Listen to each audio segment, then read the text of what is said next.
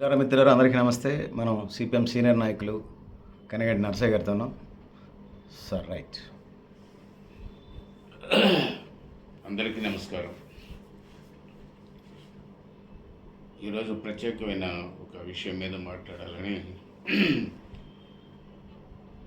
భావించాను. ఆ ప్రత్యేకమైన విషయం ఏంటంటే, లాలాపురం నివాసి ఖమ్మం డివిజన్ ఉద్యమంలో ముఖ్యమైన నాయకుడు కామ్రేడ్ సంక్రాంతి మసూదరావు గారు చనిపోయారు. ఆయన చనిపోయిన సందర్భంలో 11వ తేదీన సంతాప సభ అలాగే స్తూపావిష్కరణ జరగబోతుంది. ఈ సందర్భంలో ఆయనకు నాకున్న అనుబంధం, ఆయన యొక్క ప్రత్యేకతలు, ఆయన ఉద్యమానికి చేసిన కృషి, ఈ విషయాలు క్లుప్తంగా ప్రేక్షకులందరికీ కూడా చెప్పడం అవసరమని భావించాను. ముందుగా కామ్రేడ్ మసూదరావు గారు ఒక మధ్యతరగతి కుటుంబంలో పుట్టాడు. ఆయన ఒక కమ్యూనిస్టుగా బాల్యంలోనే ఒక కమ్యూనిస్టుగా భావాలను సంతరించుకోవడం జరిగింది. ఆయన ఉమ్మడి కమ్యూనిస్ట్ పార్టీ ఉన్నప్పుడే 64కు పూర్వమే కమ్యూనిస్ట్ పార్టీలో అభిమానిగా ఒక క్రియాశీలకమైన కార్యకర్తగా గ్రామంలో పనిచేశాడు. దాని తర్వాత 64 చీలిక వచ్చింది సిపిఎం పార్టీలో. చీలిక వచ్చినప్పుడు సిపిఐ నుంచి సిపిఎం విడిపడిపోయింది. అంటే సిపిఎం నుంచి బయటకు వచ్చిన వాళ్ళంతా సిపిఎంగా ఏర్పడటం జరిగింది. పార్టీని ఏర్పాటు చేశారు. దేశం మొత్తం ఎట్లున్నా ఖమ్మం జిల్లా కాడికి వచ్చేసరికి 64లో సిపిఐ చీలికలో భాగంగా మొత్తం సిపిఎం వైపే వచ్చేసింది. ఖమ్మం జిల్లాలో ఒకళ్ళిద్దరు వ్యక్తులుగా మిగిలారు తప్ప మొత్తం సిపిఎం పార్టీగా ఏర్పడింది ఖమ్మం జిల్లా. ఆ ఏర్పడిన దాంట్లో భాగంగా ఖమ్మం జిల్లాలో, ముఖ్యంగా ఖమ్మం తాలూకాలో సిపిఎం పార్టీ బాగా బలంగా ఉంది. సిపిఐ పార్టీ నామినల్గా అక్కడొకటి ఇక్కడ వ్యక్తులుగా తప్ప లేదు. ఈ సందర్భంలో ఆయన సింగరాపాలెం ప్రాంతం, అంటే పల్లిపాడుగు దిగువ ప్రాంతంలో పార్టీ ఉద్యమం కోసం కార్యకర్తగా పనిచేయడం మొదలుపెట్టాడు. అన్ని గ్రామాలలో ఒక 15 గ్రామాలు, మొత్తం చుట్టుపక్కల ఉన్న గ్రామాలన్నీ కూడా ఆయన పనిచేయడమే కాకుండా అక్కడ ఉన్న సమస్యలు, ఆ గ్రామాలలో ఉన్న సమస్యలు పరిష్కారం చేయడం, వాళ్ళ కష్ట సుఖాల్లో పాల్పంచుకోవడం, ఈ పద్ధతులలో ఆయన ప్రజలతో మమేకం అయిపోయి పనిచేసిన పరిస్థితి ఉంది. 71కి వచ్చేసరికి, అంటే అప్పటికే ఆ ప్రాంతంలో ఆయన పెద్ద మంచి గుర్తింపు కలిగిన నాయకుడిగా వచ్చాడు. తాలూకాలో కూడా గుర్తింపు ఉన్న నాయకుడిగా ఉన్నాడు. ఆయన సైద్ధాంతికంగా, రాజకీయంగా చాలా పరిణితి కలిగి ఉన్న మనిషి. ఏ విషయాన్నైనా, జటిలమైన విషయాన్నే తేలిక భాషలో, సామాన్య భాషలో, సామాన్యులకు అర్థమయ్యే పద్ధతుల్లో చెప్పగలిగే నైపుణ్యం ఆయనకు ఉంది. అలాంటి నాయకుడు 71 వచ్చేసరికి పార్టీలో సమస్యలు వచ్చినాయి. 1971 అంటారా? 1970కి పూర్వం పార్టీలో సమస్యలు వచ్చినాయి. ఆ సమస్యలు ప్రధానంగా ఏంటంటే, పార్టీలో సంపాదించుకునే వాళ్ళు ఎవరైనా అక్రమంగా సంపాదన, అంటే ఆబ్కారీ కాంట్రాక్ట్ కావచ్చు, రోడ్డు కాంట్రాక్ట్లు కావచ్చు, ఇట్లా ఏ రూపంలో అక్రమ సంపాదన చేసేవాళ్ళు ఎవరు కూడా బాధ్యతా స్థానాలలో ఉండకూడదు, స్థానాలలో ఉండకూడదని పార్టీ నిర్ణయం తీసుకుంది. వదులుకుంటే వాటిని వదులుకోవాలి, లేకపోతే దీన్ని వదులుకోవాలి అని సర్క్యులర్ ఇచ్చింది. ఈ సందర్భంలో సిపిఎం పార్టీలో ఉన్న ఎక్కువ మంది సారా కాంట్రాక్టర్లు, రోడ్డు కాంట్రాక్టర్లుగా ఉన్నారు. అందులో రజబలి గారి నాయకత్వంలో మిగిలిన వాళ్ళందరూ కూడా ఒక గ్రూపుగా ఏర్పడ్డారు.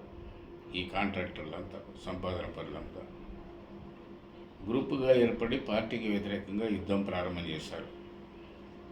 సరే, దానికి ముందు చాలా చేశారు, కానీ పర్టికులర్ 71 సందర్భం మాత్రమే చెప్పదలుచుకుంది. ఆ 71లో పార్టీ ఇచ్చిన సర్క్యులర్ని వివరించడం కోసం సుందరయ్య గారు వెంకటలక్ష్మి టాకీస్లో జనరల్ బాడీని పెట్టారు. సుందరయ్య గారు ఆ మీటింగ్కి వచ్చిండు. సైమల్టేనియస్గా రజబలి గారి నాయకత్వంలో అమ్మపాలెంలో పోటీ మీటింగ్ పెట్టడం జరిగింది. పోటీ మీటింగ్కి పార్టీని మొత్తం పార్టీకి సంబంధించిన సంబంధాలు ఉన్న పార్టీ వాళ్ళందరినీ పిలిచారు, కానీ అందరూ పోలే. యువతల పక్క చాలా తక్కువ మంది పోయారు. కొంచెంలా చింతకాని ఇటువైపు కొంచెం ఎక్కువ పోయారు. ఆ సందర్భంలో సుందరయ్య గారి మీటింగ్ ఎక్కడ జరుగుతుంటే అది అక్కడ మీటింగ్ జరుగుతుంది. ఆ మీటింగ్లో మసూదరావు గారు పాల్గొన్నాడు. ఏ మీటింగ్? అమ్మపాలెం మీటింగా? అమ్మపాలెం మీటింగ్లో పాల్గొన్నాడు. పాల్గొన్న తర్వాత వాళ్ళ ఉపన్యాసాలు మొత్తం వీళ్ళ సమావేశం ఎందుకు ఏర్పాటు చేశారు అనే దాన్ని తెలుసుకోవడం కోసం ఆయన అందులో తెలుసుకోవడం, తర్వాత దాని మీద చర్చ జరపాల్సిన ఉద్దేశంతో కూడా పాల్గొన్నాడు. వీళ్ళు ఉపన్యాసం మొదలుపెట్టారు. ఇది కర్ణవుల పార్టీ అయిపోయింది అంటే లక్ష్మణసాయి గారు, మచ్చిగడ్డి గారు వీళ్ళంతా కర్ణాలు కదా, బాపనోళ్ళ పార్టీ అయిపోయింది ఇదంతా. వాళ్ళు ఇలాంటి దుర్మార్గ పనులు చేసేవాళ్ళందరినీ సమర్థిస్తున్నారు అని ఇట్లా మొదలుపెట్టి ఉపన్యాసాలను దంచడం మొదలుపెట్టారు. అంటే అప్పుడు ఈయన లేచాడు, మసూదరావు గారు లేచి, మీరు అవన్నీ చెప్తున్నారు, అవి కారణాలు కాదు, ఇక్కడ అవి కాదు మాకు కావాల్సింది మీరు ఈ మీటింగ్ ఎందుకు పెట్టారు, సిపిఎం పార్టీకి వ్యతిరేకంగా ఎందుకు మాట్లాడుతున్నారు, సిపిఎం పార్టీలో జరిగిన తప్పులు ఏమిటి, మీరు వాటికి వ్యతిరేకంగా పోరాడింది ఏమిటి, ఈ చెప్పకుండా సిపిఎం పార్టీ బాపనాడ పార్టీ అయిపోయింది, ఆ పార్టీ అయింది, ఈ చేస్తుంది, ఆ చేస్తుంది, ఇలాంటి పద్ధతుల్లో కరెక్ట్ కాదు కదా. సూటిగా చెప్పండి, మీరు సిపిఎం పార్టీ చేసిన తప్పులేంటో, మీరు దాన్ని ఎట్లా వ్యతిరేకంగా పోరాడారు, అది ఎట్లా తప్పని నిరూపించబోతుండ్రో ఇవన్నీ చెప్పాలి తప్ప ఈ ఎట్లా మాట్లాడడానికి వీల్లేదని నేను వేసాడు. వేసిన తర్వాత మీకు తెలియదు అట్లా ఇదని కొంచెం దబాయించే పద్ధతులలోనే సమాధానం చెప్పడానికి ప్రయత్నం చేశారు. అప్పుడు ఆయన ఏమాత్రం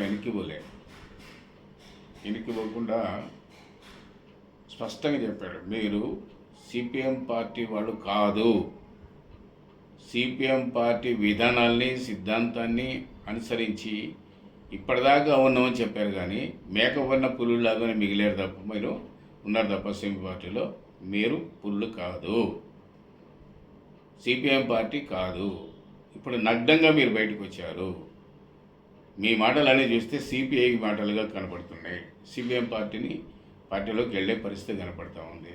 అందుకని మీతో నేను ఏకీవించాల్సిన అవసరం నాకు లేదు, నేను సిపిఎం పార్టీకినే ఉంటాను, సాధ్యమైనంత వరకు నా నేను పార్టీని ఆపగలిగి అంతవరకు ఆపుతాను, పార్టీని నిలబెడతాను, సిపిఎం పార్టీని కాపాడుకుంటాను అని చెప్పి ఆయన ఛాలెంజ్ చేసి అందులో నుంచి వెళ్ళిపోయాడు మీటింగ్ నుంచి.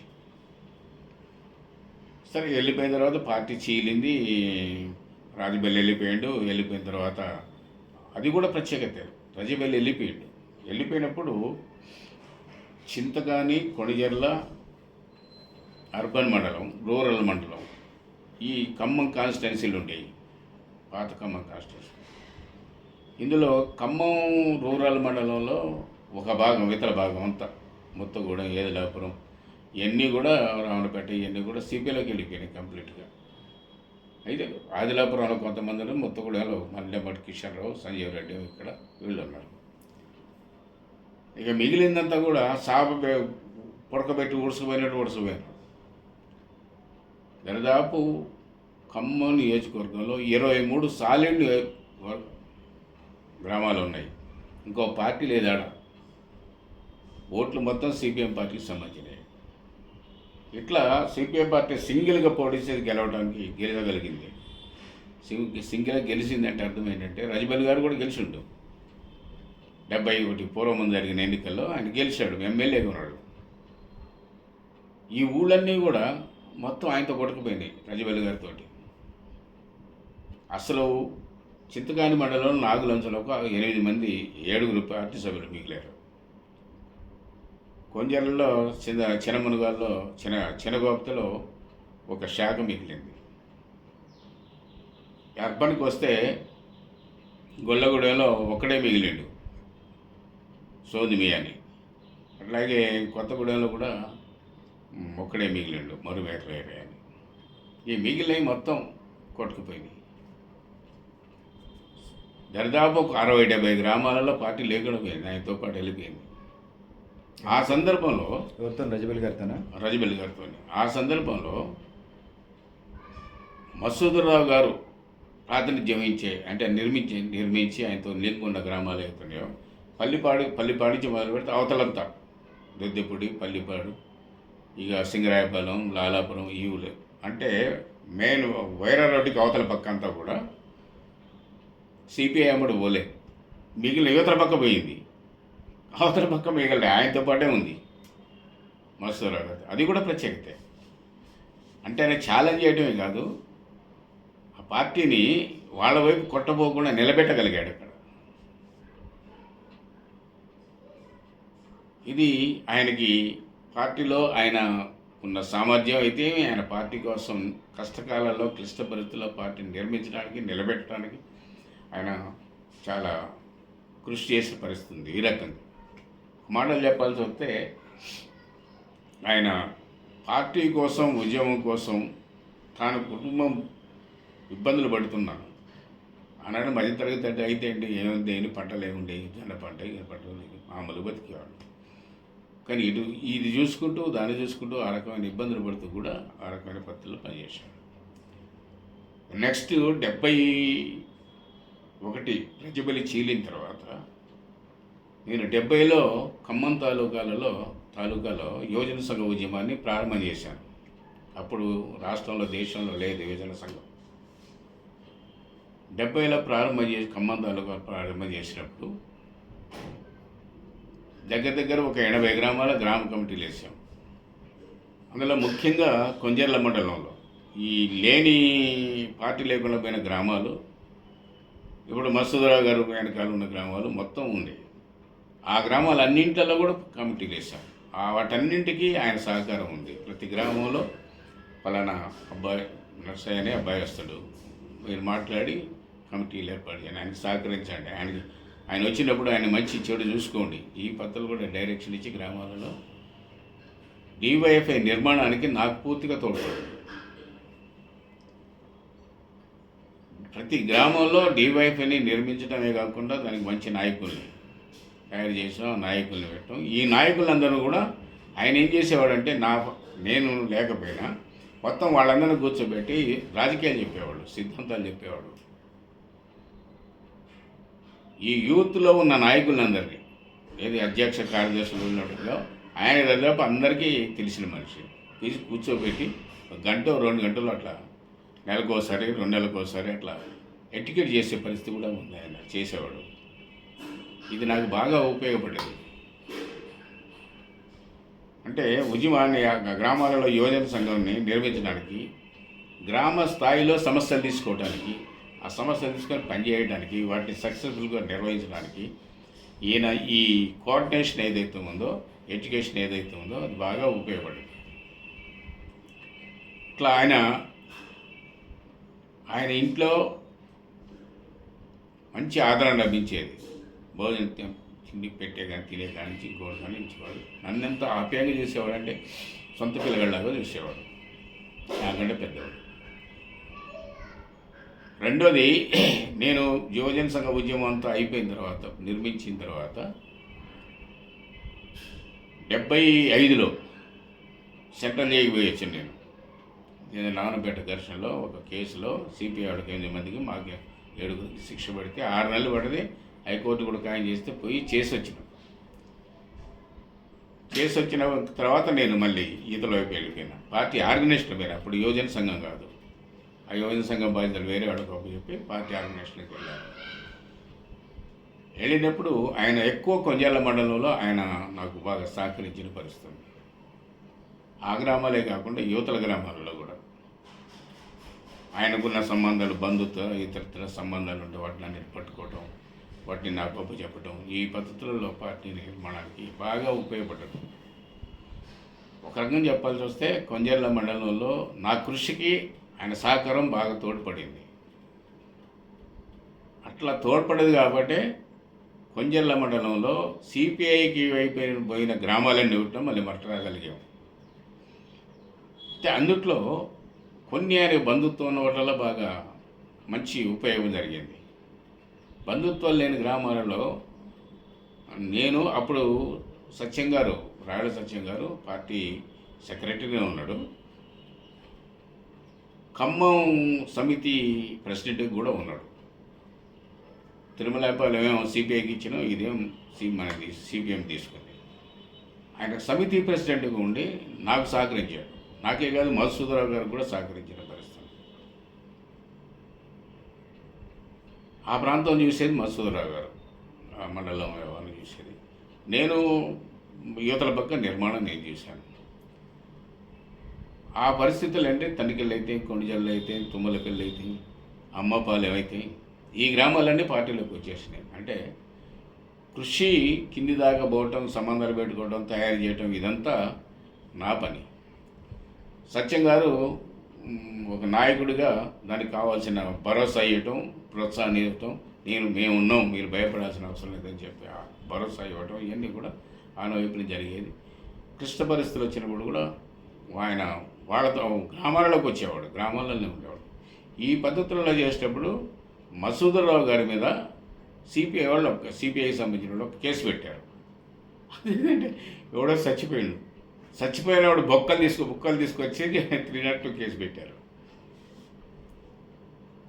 ఆయన చంపడంలో ఆయన పాత్ర ఉందని ఆ కేసు, ఆ బొక్కలు తీసుకొచ్చి కేసు పెట్టారు. అప్పుడు మర్డర్ కేసు, 302 కేసు పెట్టారు. సరే, దాని నుంచి బయట పెట్టాలని సత్యంగా అయితే మేము చాలా కృషి చేసినాం, అయిపోయింది, అది వేరే విషయం. అంటే ఆయన మీద ఎంత వ్యతిరేకత, సిపిఐకి ఉన్న వ్యతిరేకత ఏంటనే దానికి అదొకటి పరాకాష్ట. ఇది చాలా ఆశ్చర్యకరమైన విషయం. ఎప్పుడు చనిపోయిన బొక్కలు తీసుకొచ్చి ఇగో ఆయన చంపినాడు వీడే అని చెప్పి పోలీస్ స్టేషన్లో కేసు పెట్టారు. దీన్ని కూడా ఎదుర్కొని దాన్ని తిప్పికొట్టిన పరిస్థితులు కూడా ఉన్నాయి. అట్లాగే గ్రామాలలో ఆయన కాంగ్రెస్ పార్టీ ఉంది, అక్కడ సిపిఐ పార్టీ ఒక సింగరాపాలెం తప్ప మిగిలిన ఎక్కడ లేదు, కొద్ది గొప్ప. మిగిలిన కాంగ్రెస్తో నిరంతరం యుద్ధం ఉండేది. ఈయన మీద దాడి చేయడానికి కూడా ప్రయత్నం చేశారు. ఎన్ని ప్రయత్నాలు చేసినా జనం నుంచి ఆయన బయటపడేవాడు కాదు, జనంలో ఉండేవాడు. అట్లుండబట్టి ఆయన రకంగా మంచి నాయకుడిగా గుర్తింపు పొందాడు, తను రక్షించుకోగలిగాడు, పార్టీని రక్షించగలిగాడు. ఇది ఒక భాగం. ఇక రెండో భాగం ఏంటంటే, నేను మొత్తం ఈ చింతకాని మండలం ఇవన్నీ చేసిన తర్వాత, నిర్మాణం అయిపోయిన తర్వాత 70 గ్రామాలు, చింతకానిలో 25 గ్రామాలు, కొంజర్ల మండలంలో 30 గ్రామాలు, 20 గ్రామాలు, యువతలో ఒక 15-20 గ్రామాలు, అటు రావణపేట మొత్తం కలిపితే ఒక 60 గ్రామాలు. 20 గ్రామాలలో పార్టీని నిర్మాణం చేసిన తర్వాత అప్పుడు నేను జిల్లా డివిజన్ సెంటర్కి వచ్చాను. ఇప్పుడు ఆర్గనైజర్గా 2 మండలాలకి ఆర్గనైజర్గా ఉండేవాడిని. ఇప్పుడు అవి వదిలేసి ఆ మండలాలకు క్యాడర్ నొప్పి చెప్పి నాయకులు చేసి కోఆర్డినేట్ చేసే పని అది. ఇప్పుడు డివిజన్ సెంటర్కి వచ్చాను. డివిజన్ అంటే నియోజకవర్గం కాదు, 2 నియోజకవర్గాలు, పాలేరు ఖమ్మం కలిసి ఉండేది. 8 మండలాలు, 2 తాలూకాలు. ఓకే, ఇప్పుడు డివిజన్ అంటే కార్పొరేషన్లో 10,000 జనాభాకి 6,000 జనాభాకి డివిజన్ అంటున్నారు, అందుకోసం క్లారిటీ కోసం. అదే అదే ఆ డివిజన్ కాదు, అది 2 తాలూకాలు కలిపి ఒక డివిజన్ చేశాం. ఓకే ఓకే, అప్పుడు భాష. అందులో 8 మండలాలు ఉంటాయి. ఓకే. దానికి హెడ్ క్వార్టరు ఖమ్మం ఉండేది. సత్యం గారు సెక్రటరీగా ఉన్నాడు. సెంటర్కి వీరభద్రం ఉండేది, తర్వాత నేను ఒకటి వచ్చింది. ఇద్దరం వీరభద్రం అంటే తమ్మినేని వీరభద్రం ఇద్దరం సెంటర్కి సంబంధించి ఉండేవారు. తన బాబామతులు ఒకసారికి వచ్చారు. అయితే నాదేమో మొత్తం ఈ పనే కాకుండా డివిజన్ మొత్తం నేను సమస్యలు ఇవన్నీ కూడా డీల్ చేయటము, పోలీస్ కేసులు, మంచి చెడు చూడటము నా బాధ్యత. ఒక ఈ 4 ఊళ్ళకి పరిమితంగా, ఈ 4 మండలాలకు పరిమితంగా మొత్తం 8 మండలాలకు సంబంధించిన సమస్యలు, పరిష్కారాలు, శాఖలు, సమావేశాలు, తర్వాత వచ్చే సమస్యలు, పోలీస్ కేసులు, వీటి చేయడాన్ని కాపాడుకోవడం, ఈ పద్ధతుల్లో సెంటర్లో నేను పనిచేయడం మొదలుపెట్టాను. ఆ సెంటర్లో పనిచేయడం మొదలుపెట్టిన తర్వాత మసూదరావు గారు డివిజన్ కమిటీలో ఉన్నప్పుడు సత్యం గారు 85లో ఆయనకి సమితి ప్రెసిడెంట్గా